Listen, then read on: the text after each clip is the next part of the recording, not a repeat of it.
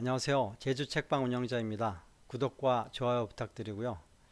오늘 소개할 책은 질서 너머라는 책입니다.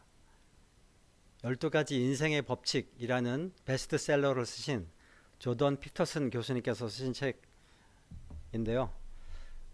교수님은 캐나다 태생이시고 맥길 대학에서 임상심리학을 전공하셨습니다. 박사학위를 취득하셨고 93년부터 98년까지는 하버드 대학교 심리학과 교수로 재직하셨고요. 98년부터는 토론토 대학교 심리학과 교수로 재직하고 계십니다. 2018년에 출간한 12가지 인생의 법칙이라는 책으로 세계적인 작가가 되셨는데, 이 책은 50개국의 언어로 번역되어 500만 부가 팔렸다고 합니다. 교수님이 얘기하시는 12가지 인생의 법칙은 이렇습니다. 첫 번째, 기존 제도나 창의적 변화를 함부로 깎아내리지 마라. 두 번째, 내가 누구일 수 있는지 상상하고 그것을 목표로 삼아라. 세 번째, 원치 않는 것을 안개 속에 묻어두지 마라. 네 번째, 남들이 책임을 방치한 곳에 기회가 숨어 있음을 인식하라. 다섯 번째, 하고 싶지 않은 것을 하지 마라. 여섯 번째, 이데올로기를 버려라. 일곱 번째, 최소한 한 가지 일에 최대한 파고들고 그 결과를 지켜보라. 여덟 번째, 방 하나를 할 수 있는 한 아름답게 꾸며라. 아홉 번째, 여전히 나를 괴롭히고 있는 기억이 있다면 아주 자세하게 글로 써보라. 열 번째, 관계의 낭만을 유지하기 위해 성실히 계획하고 관리하라. 11번째, 분개하거나 거짓되거나 교만하지 마라. 12번째, 고통스러울지라도 감사하라. 이 12가지인데요. 굉장히 좋은 이야기들이지만 실천하기가 만만치 않은 그러한 이야기들인 것 같습니다. 이 중에서 저희는 어떤 것들이 더 중요하고 어떤 것들을 잘 지켜야 할지 생각해 봐야 할 것 같고요. 그 중에서 저는 이데올로기가 가장 어려운 것 같습니다. 우리 모두는 각자 살고 있는 곳에서 저마다 다른 삶을 살고 있습니다. 저마다 나름 알게 모르게 신봉하는 삶의 철학이 있거나 믿고 따르는 종교나 이데올로기가 있습니다. 그런 철학이나 종교, 이데올로기에서 제시하신 기준에 따라서 우리는 세상의 일들을 바라보고 해석합니다. 그 기준은 가족이 신봉하는 종교나 이데올로기여서 자연스럽게 어려서부터 가족으로부터 물려받은 것일 수도 있고, 때가 되면 반드시 가야 하는 학교 교육의 산물일 수도 있으며, 그 사람이 속한 사회의 구성원들과 생활하며 자연스럽게 체득하게 되는 사회적인 관습일 수도 있습니다. 그런데 나를 규정하는 이런 종교나 관습, 이데올로기 같은 중요한 기준들이 무엇인지 정작 나는 잘 알지 못할 수도 있습니다. 내가 속한 환경 속에서 살면서 자연스럽게 익숙해지면서 배우게 된 것이기 때문입니다. 종교를 가진 사람들 중에 정작 자신의 자아가 무엇인가를 깨달아서 신이 있다는 것을 자각하고 나서 종교를 갖게 된 사람은 극소수에 불과하다고 합니다. 대부분 가족으로부터 자연스럽게 물려받은 그런 것이라는 것이죠. 내가 성숙한 자아를 가지기 이전에 이미 내 속에 들어와 있을 가능성이 큰 것으로 내 자아가 그것을 옳다고 생각해서 받아들이겠다고 인정해서 받아들이는 것이 아니라는 것입니다. 이미 우리의 정신과 생활을 지배하고 있는 것을, 익숙한 것을 거부하고 새로운 것을 받아들이는 것이 쉬운 일은 아닙니다. 아니, 정말 어려운 일이고 대부분의 사람들에게는 불가능한 일인지도 모르겠습니다.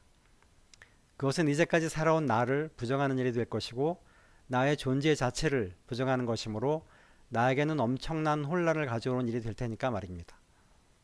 그럼에도 불구하고 우리는 우리를 규정해온 이런 종교나 관습, 이데올로기 같은 기준들을 객관적으로 바라볼 필요가 있습니다. 우리가 이미 오랜 세월을 거쳐 몸과 마음에 익숙해져 버린 편안한 기준이 왜곡되어 있을 수도 있고 편협한 것일 수도 있기 때문입니다. 세상의 모든 다툼과 혼란은 서로 다른 기준이 충돌하면서 생겨납니다. 따라서 세상을 더 나은 것으로 만들고 내가 세상에서 더 나은 사람으로 더 나은 삶을 살고자 한다면 내가 가지고 있는 기준을 다시 살펴봐야 하지 않을까요? 종교를 가진 사람들은 신이 원하는 세상을 만들기 위해 신 앞에서 더 나은 삶을 살고자 끊임없이 노력해야 하는데 그러려면 날마다의 삶에서 자기 성찰이 필수적입니다. 그래서 종교에서는 끝없이 죄를 이야기하고 자기를 성찰하도록 요구합니다.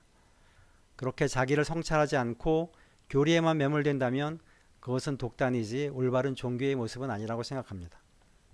사회에서는 사회 구성원들이 요구하는 바람직한 모습의 사회 구성원이 되기 위해 역시 자기 성찰이 필요합니다. 자기 성찰을 잘하지 못하고 자기 마음대로 다른 사람들을 좌지우지하려는 사람을 사회는 바람직하게 받아들이지 않을 것입니다.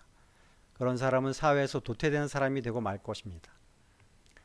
종교에서 요구하는 삶은 신이 인간에 요구하는 삶이고 사회가 요구하는 삶은 다른 사람과 더불어 사는 세상에서 사회를 지속적으로 유지시키기 위해서 모든 사람들이 요구하는 바람직한 삶입니다.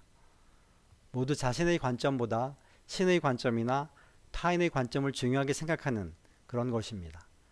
그렇지만 이런 관점들도 중요하게 생각하는 결국은 나 자신에서 출발하게 되는 것이라고 생각됩니다. 내가 존재하지 않으면 신도, 다른 사람도 모두 의미가 없는 것이기 때문이죠. 결국은 정도의 차이만 있을 뿐이지 모든 관점은 나에서부터 비롯되는 것이라고 생각됩니다. 그래서 우리는 내가 가진 기준이 바람직한 것인지에 대해서 항상 고민해야 합니다. 내 생각이 맞다고 생각하지 않고 내 생각이 틀릴 수 있다고 생각하면서 사는 것이 중요합니다.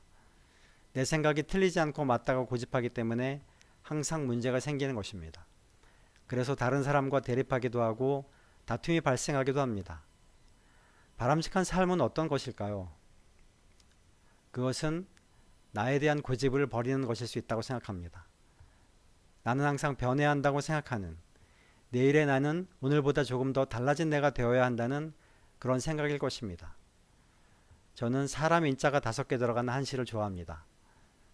사람이라고 다 사람이냐? 사람이 사람다워야 사람이지 라는 뜻의 한시입니다. 사람다움은 어떤 것일까요?